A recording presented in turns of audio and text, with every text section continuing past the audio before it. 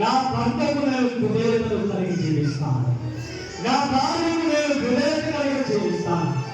నా కుటుంబం ఒక ఏదైనా నేను మార్చుకుంటాను దేవా. నేను కోల్పోయిన శాంతి సమాధానాలు నేను తిరిగి పొందుకుంటాను దేవా.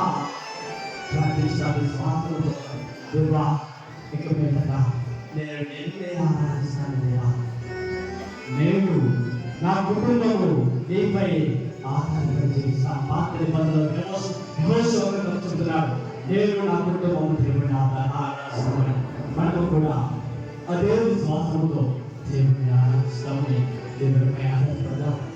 నా జీవితంలో చేస్తున్న ఎన్నో దుష్ట వాంఛలు, చెడు క్రియలు, వాటి నుండి నేను బయటొలుగుతాను దేవా.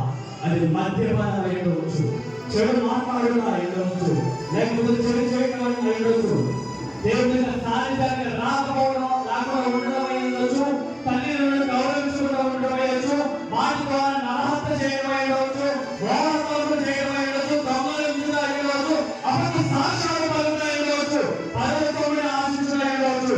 అదన్నీ కూడా దేవుడు మన నుండి తీసివేయడానికి సిద్ధంగా ఉన్నారు. కానీ మనము నూతన వ్యక్తులుగా మారినప్పుడు మాత్రమే అది మనకు సాధ్యమవుతుంది. మన యొక్క జీవితాన్ని ప్రభు సన్నిధిలో సమర్పించి మరొకసారి మనమందరూ కూడా మన యొక్క వాగ్దానాన్ని పూర్తీకరిస్తున్నాం. ప్రేమ నా కుటుంబము ఒక పరలోకాన్ని పూర్తిగా మార్చుకున్నాను. నా కుటుంబము నేను నా యొక్క జీవిత నామను నడిపించుకోలేకపోతున్నాను దేవా. నా కుటుంబము నాకు నరకముగా మారుతుంది దేవా. నా యొక్క నరక వేదన నుండి నాకు పరలోక అనుభూతిని దయచేసి వారి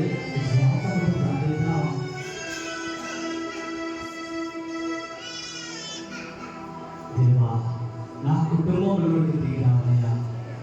నా యొక్క వ్యక్తిగత జీవితంలోకి దిగిరా దేవా.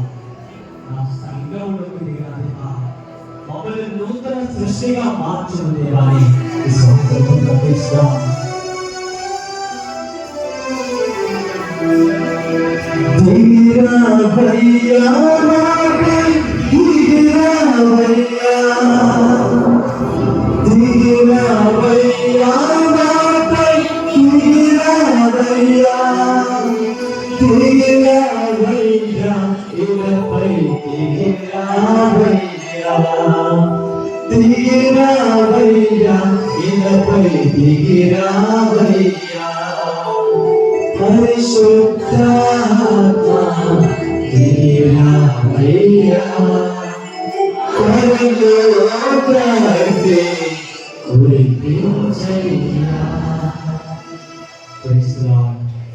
అందరూ కూడా మోకరించిన దేవుని సప్రసాద ప్రభు యొక్క ఆశీర్వాదం కోసం కూడా సిద్ధపడదాం.